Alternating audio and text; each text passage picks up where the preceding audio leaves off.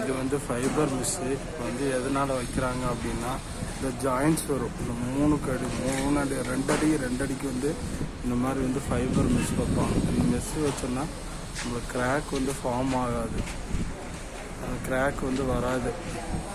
அதனால தான் வந்து இந்த மாதிரி ஃபைபர் மிஸ் வந்து வைக்கிறாங்க, வச்சுட்ருக்காங்க பாருங்க. ஃபைபர் மிஸ் 3 அடிக்கு 2 அடிக்கு வந்து இந்த லிண்டல் கான்கிரீட் மாதிரி போடுவாங்க, கம்பி கட்டி போடுவாங்க.